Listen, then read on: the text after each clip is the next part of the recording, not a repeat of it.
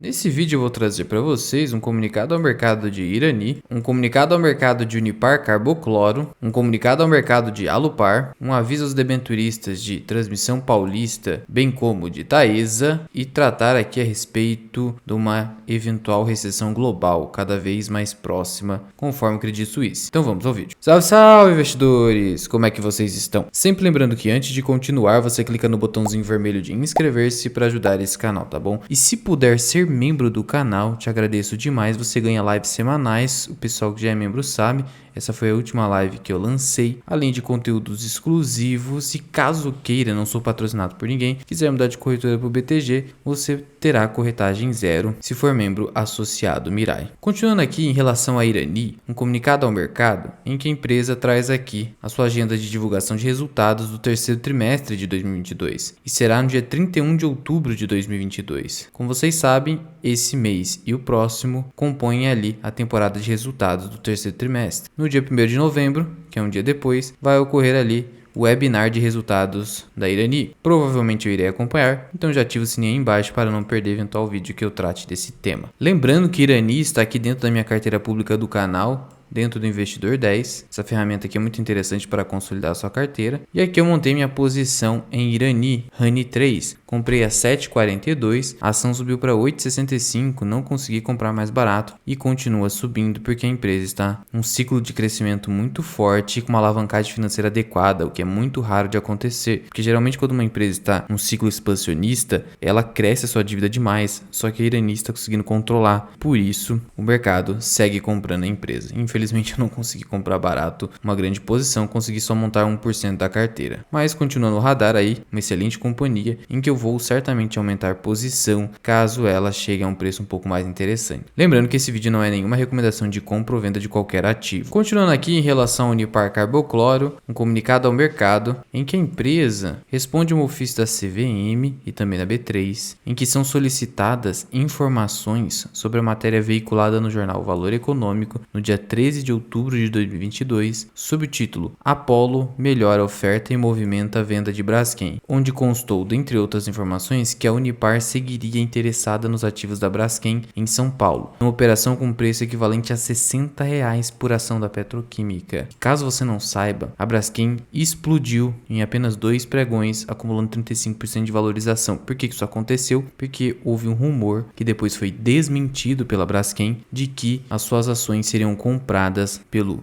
fundo Apollo, da fatia que pertence hoje da antiga Odebrecht, que hoje se chama Novonor. E como as ações estavam negociadas ali na casa dos R$30 e a oferta teria sido de R$47, por uma questão de arbitragem e ajuste, houve essa supervalorização. E aí a Unipar também entrou no meio dessa baguncinha. E pior ainda, supostamente estaria interessada por R$60 a ação. Não seria nem só, entre aspas, os 47, que já seria uma oferta impressionante, com uma diferença de preço de 40% do preço aqui de fundo dos últimos dias de Braskem. E aí a Unipar vem e diz o seguinte: com relação a esses questionamentos, a companhia esclarece que é parte de sua rotina avaliar oportunidades de novos negócios à medida que elas se apresentam, estando constantemente estudando oportunidades para investimentos, aquisições e outras estratégias. E que, nesse período, uma potencial operação envolvendo a Braskem é uma das oportunidades avaliadas, não tendo, contudo, sido celebrado qualquer documento vinculante entre a companhia e a Braskem. Portanto, essa resposta da Unipar só diz o seguinte: sim, estamos interessados nos ativos da Braskem, e não desmentiu esse preço, que significa que sim, a Unipar compraria por R$30 a Braskem. Confesso que eu acompanho a Braskem há algum tempo, tenho algumas ressalvas em relação a ela, mas se de fato a Unipar quiser comprar a Braskem, vai ser algo muito interessante para a companhia, sua gestão pode melhorar muito, inclusive. Mas enfim, ainda não há maiores detalhes do que seriam os ativos que a Unipar gostaria de comprar, só fala que seria em São Paulo. Ainda há que se ter mais informações em relação a essa possível oferta que sequer ocorreu, como a Unipar falou, não tem nenhuma oferta vinculante até então. Unipar essa que muita gente se pergunta se está cara por estar ali negociada a R$100, logo terá um desdobramento, mas veja só, hoje ela negocia a uma relação preço-lucro de 4 vezes. No histórico da empresa, você vê que múltiplos como este de 4 vezes ocorreu em 2015 e ocorreu em 2017. Nos demais anos, os múltiplos foram bem superiores. E se você alongar aqui mais um pouquinho, 2014 e 2012, de novo, múltiplos superiores. Então a companhia, por incrível que possa parecer, não está cara. Principalmente porque hoje as suas margens estão muito superiores ao que um dia já foi. Então a companhia se tornou eficiente e mesmo assim não está super valorizada. Mas também não é uma grande pechincha, sempre muito cuidado com o preço. Essa aqui seria uma empresa para colocar na carteira de oportunidade, não na carteira previdenciária, por mais que esteja num bom momento de dividendos. São dividendos não recorrentes, então muito cuidado com isso. Continuando aqui em relação à Alupar, um comunicado ao mercado, em que a empresa comunica aos acionistas e ao mercado em geral que nessa data, dia 14/10, vendeu ali no 37º leilão de energia nova A5 de 2022, 10 megawatts médios da AW São Paulo, que é um ativo de energia da Alupar, localizado no município de Andaíra, lá no estado do Rio Grande do Norte. O valor de energia negociado no leilão foi de R$ 178 por megawatts-hora, pelo prazo de 15 anos contados a partir do dia 1º de janeiro de 2027. E ela vendeu essa energia num leilão que somou ali uma energia contratada de 176,8 megawatts médio, de tal modo que a Alupar conseguiu vender quase 10% do total do leilão, sendo que as maiores compradoras de energia, no caso do leilão, foram CEMIG e Equatorial Distribuição Pará. Prosseguindo aqui em relação à Transmissão Paulista, ela publicou um aviso aos debenturistas, informando aos detentores de debêntures que no dia 17 de outubro vai pagar juros no valor de R$ 29,85 relativos à sétima emissão de debêntures simples não conversíveis em ações de série única, e também R$ 30,31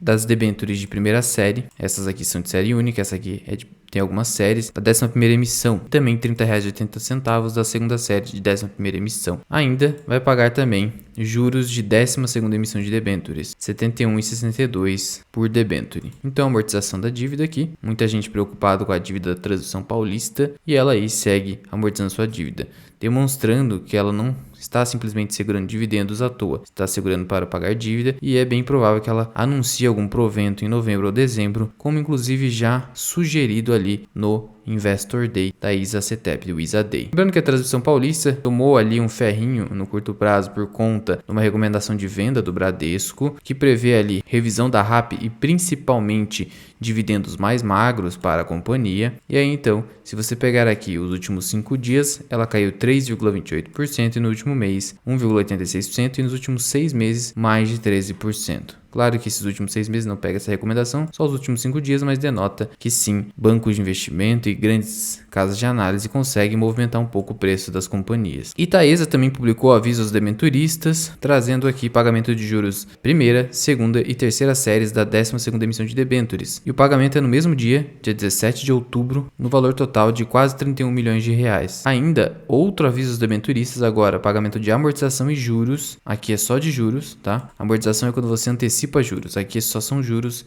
que realmente estão vencendo. Então nesse caso são apenas juros e aqui amortização e juros da terceira série da 13ª emissão de debêntures, e aqui no valor total de 364 milhões de reais. A companhia, além de ter anunciado um recente dividendo muito interessante, ainda está amortizando a sua dívida. Por isso, outra empresa que não dá para ficar tão preocupado com a alavancagem financeira como muitas vezes o mercado fica, e fica recomendando venda de Taesa, por exemplo, também. E finalizando aqui com uma notícia do Credit Suisse, ele reduziu projeções e vê um cenário ainda pior na economia mundial. Se já não bastasse os Estados Unidos numa iminência de recessão, a Europa numa crise energética sem fim, além de tudo, a guerra que está ocorrendo no mundo, ainda temos aqui previsões que podem fazer com que o mercado fique ainda mais estressado. Mas será que essa previsão do Credit Suisse é de fato plausível? O que ele está dizendo ali na prática? Que reduziu a previsão para o crescimento da economia mundial, enquanto vê a inflação persistentemente alta e os principais bancos centrais ainda elevando juros. A gente está vendo essa tendência da maioria dos bancos mundiais elevar juros no mundo inteiro. A gente vê aí que a inflação dos Estados Unidos chegou a um nível superior dos últimos 40 anos. O próprio CPI, que é a inflação ao consumidor dos Estados Unidos, está acumulando 8,2% no acumulado dos últimos 12 meses, superior inclusive ao IPCA, algo muito raro de se ver. E a gente está vendo que os Estados Unidos, a cada reunião ali do Fed, vai precisar aumentar ainda mais os seus juros. O Brasil finalmente parou de aumentar os juros, porque conseguiu controlar a inflação, inclusive com deflação, mas por conta de uma medida governamental excepcional que só vai durar esse ano, que é o corte do ICMS nos setores de energia e telecomunicações. Então muito cuidado, não fique tão otimista assim com o país. Isso não é para te causar um certo sentimento de desespero, é só para você entender que você não está ilhado. O Brasil está numa situação hoje confortável, mas é por conta de corte de impostos e porque o Brasil subiu os juros num nível muito acelerado. Mas sim, a crise na Europa é pior porque lá eles dependem muito da Rússia, algo que o Brasil a princípio não depende tanto, tá bom? O Credit Suisse ainda prevê que haverá recessão na Europa e no Reino Unido e possibilidade dos Estados Unidos chegarem perto a esse ambiente de contração do produto interno bruto. Com certeza vai haver isso. Toda vez que você eleva juros, a tendência é haver contração da economia. E aí vem aqui a especulação. Credit Suisse reduzindo sua exposição em ações e recomendando que as pessoas tenham uma exposição menor em ações pela primeira vez em 6 anos. Claro, nesses últimos 6 anos foi uma impressão descontrolada de moeda pelos bancos centrais mundo afora.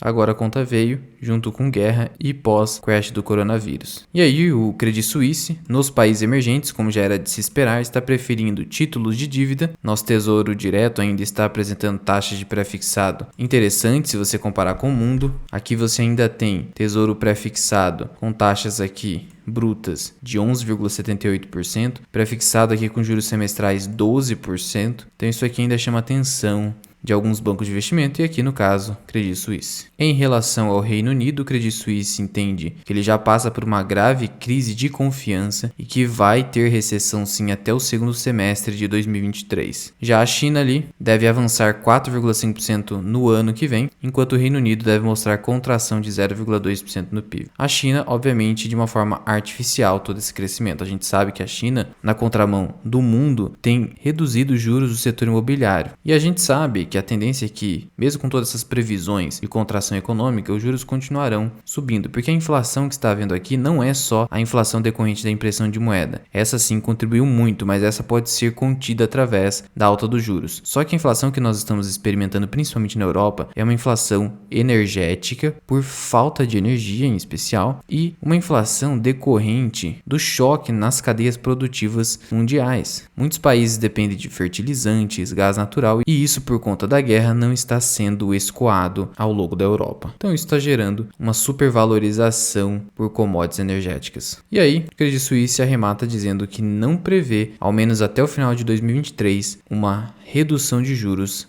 nessas grandes economias que estão sendo afetadas. E mesmo que simplesmente, num passe de mágica, algo que eu acho muito improvável de acontecer, a guerra se finde, é bem provável que ela continue, pelo menos ao longo do primeiro semestre ou até do segundo semestre do ano que vem. Isso se não houver um agravamento, algo que nós não podemos saber, muito menos prever. Se isso acabar cedendo agora, suponhamos que a partir de novembro não haja mais nenhum conflito bélico. A partir dali, tudo volta ao normal? Claro que não. A economia demora para se reajustar. Pode levar meses e até mais de um ano. Por isso, essa previsão do Credit Suisse, apesar de previsões econômicas geralmente estarem erradas, é bastante razoável porque lastreada em alguns dados ali, muito claros para o mundo inteiro. Mas por conta disso, como disse o Credit Suisse, você tem que diminuir sua exposição em ações. Olha, eu não irei fazer isso, principalmente porque a bolsa brasileira está tão descontada hoje, por mais que tenha havido essa breve subida, que mesmo com esse cenário, para mim não faz sentido você simplesmente vender posição, começar a entrar na renda fixa, porque vocês sabem que a renda fixa,